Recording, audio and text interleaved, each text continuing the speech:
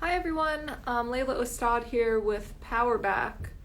We're just waiting for Mondi to join for this week's installment of healthy relationships and dating abuse. And he'll be joining any second. I see he just waved. Let's see.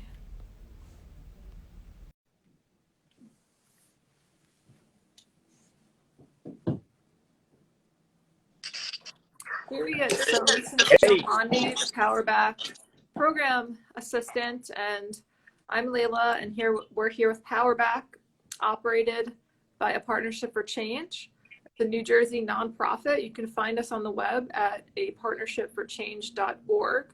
There's tons of information about dating abuse, domestic violence, about our PowerBack program, and we're here this week. And Joe, what are we going to talk about this week? Yeah, so we want to talk about just kind of briefly, like how to stay safe if you're thinking about leaving an abusive relationship, or if you know someone who's leaving an abusive relationship. Like, what are some tips that we can go over of how they can potentially stay safe in that time? Because we do know that it's a really dangerous time right after you break up. Yeah, so what news has taught us, research has taught us, experiences have taught us is that breaking up is the most dangerous time if you're in an unhealthy or abusive relationship. The reason why this is so unhealthy is that when you're breaking up, you're really you're taking back the power in the relationship, and you're ending the control that your abuser has over you. So this is a really dangerous time, because abusers will act out because they are very unhappy at what's happening in the situation. You're ending something, you're changing something, and they want it to remain the same. They want the relationship to continue on. So we see the most homicides, the most serious injuries, the most injuries during this time. So when it comes to breaking up, there's a lot of things that we usually say. With the use of social media, technology, email, it's always best to break up not in person. It's best to just send an email, maybe talk it on the phone, send a text. Do not break up in person. And especially do not break up in a private location, area, room, car, anywhere. Break up far apart where you're not in that person's presence, so they don't have access to harming you. Even if they've never physically abused you before, don't do it. Because we've heard of many cases, many cases, where a partner's never physically abused their partner, but then if the partner broke up with them or breaks up with them, they do wind up harming them seriously or killing them. And I think that a lot of people would probably feel that they owe the person the person that they were with, at least sort of an explanation, or like in their case, they would think like the decency to do it in person. But in these cases, there's no you're saying there is no reason. There's no reason to put yourself in that what could be a physically harmful situation. Yeah, totally. I mean, if you feel like you need to give them some information, if you feel like that's something important to you, you could send an email, you could send a text, Right. but don't do it in person. And a lot of times, the abuser will say, I need some closure. Can I at least see you? And that's after you've already broken up. Mm-hmm. And that's another time or they'll make up an excuse why they have to see you. They need to pick up from your house. They need to, get closure. They need to talk to you about something. But we've heard of a lot of stories where people will get killed by their partners or seriously hurt during this time. And by the way, if they abused you, then they don't deserve that in-person explanation anyway. They hardly deserve an explanation at all. So there should be no guilt in this whatsoever. Yeah, and they will guilt you.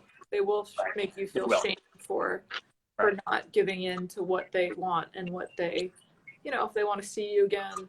And then also, once you've broken up or once you're thinking about breaking up, tell people, tell your family, tell your friends, let them know if they see your partner or now your ex-partner, to let you know, to, alert you. And this all goes into a bigger, plan called the safety plan. And this is used to keep you safe when you are breaking up, thinking about breaking up, or in an abusive relationship. These are things written down that a plan to keep you safe.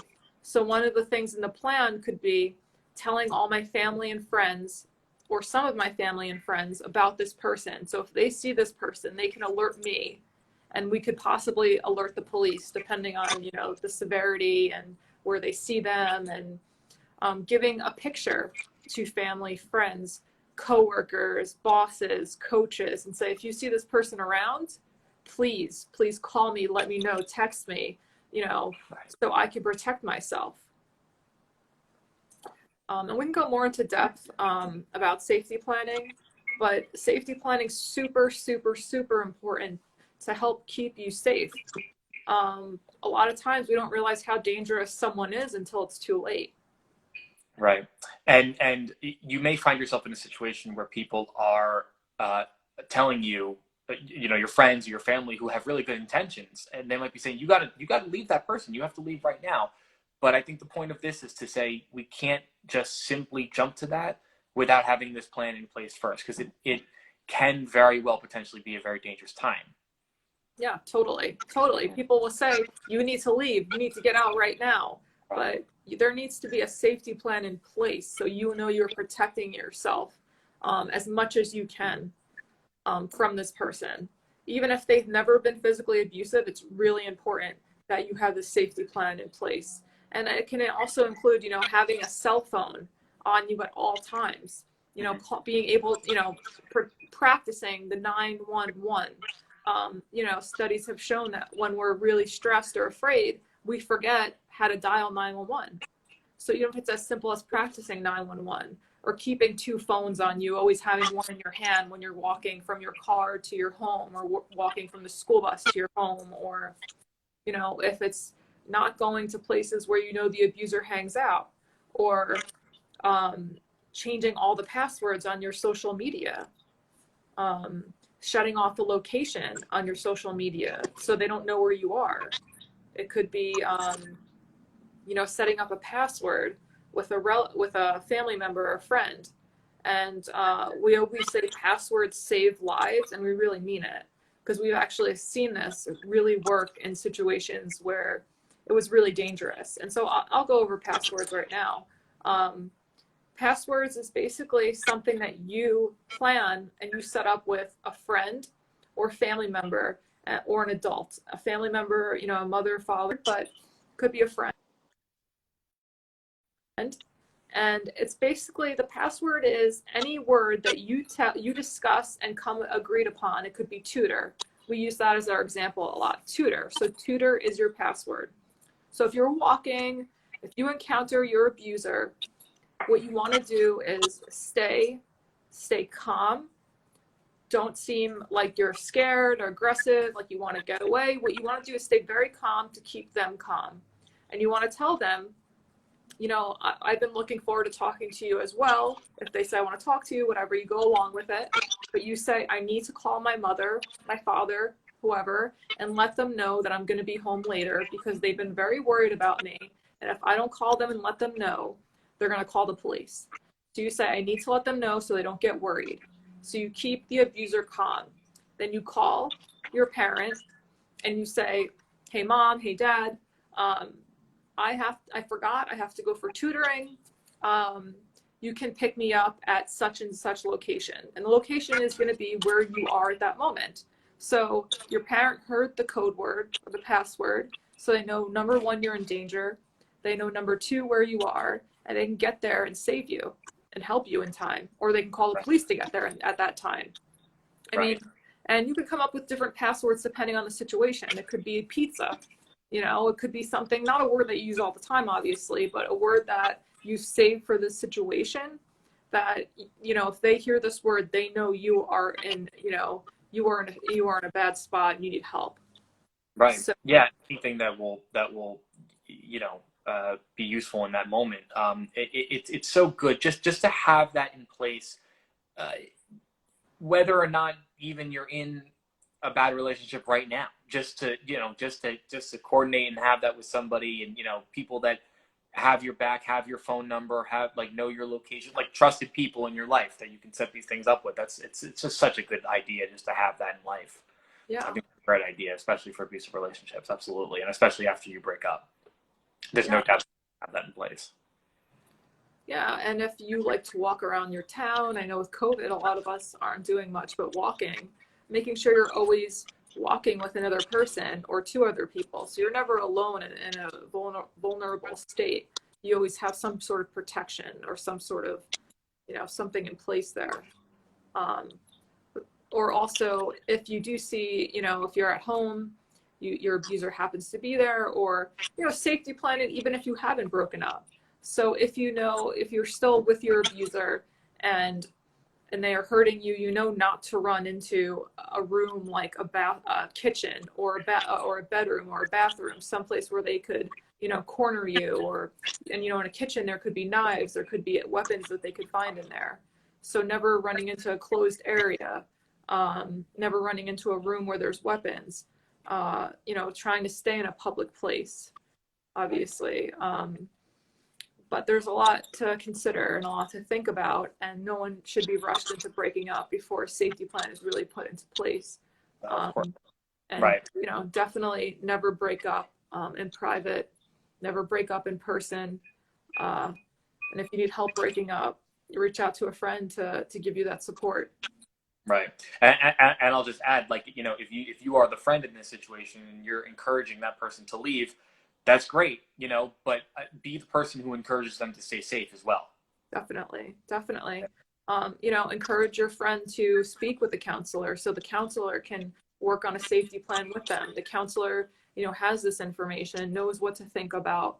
And you can even you can Google safety plans to see what's in different safety plans, but it's really best to do it with someone who knows how to do safety planning to make sure that you stay as safe as possible. Absolutely. So, yeah, I mean, we've seen safety plans save lives. We've seen, them work. We've seen what happens when people break up in person, or they, their abuser says they want to talk to them and they do it, and it could be really, really bad. So, we want you guys all to stay safe out there. We want you to share the information with friends. And let us know. Let us know what you think. If you have any other ideas that could possibly help other people stay safe while they're breaking up. Feel free to DM us, comment on the video. But thanks for being a part of it this week. And we'll be back next week, Thursday at 4 p.m. So once again, we're both here with PowerBack. It's a nonprofit dedicated to ending dating abuse. It's operated by a Partnership for Change, a New Jersey nonprofit ending dating abuse and domestic violence. You could find us on the web, partnershipforchange.org. And you can find a ton of information on our website. You can find a manual that you can learn more about dating abuse there under our PowerBack tab. And so I'm Leila Ostad, Program Manager for PowerBack, and this is Joe Mondi. I don't know, I can't really see him right now, but that was I'm seeing the same thing you are. I don't know what's going on there. That's Joe Mondi behind the curtain, or whatever that is. PowerBack Program Manager Assistant. And we'll be back next week. So hope you guys have a great week, and we'll talk to you all soon. Take care. Bye, Leila. Bye.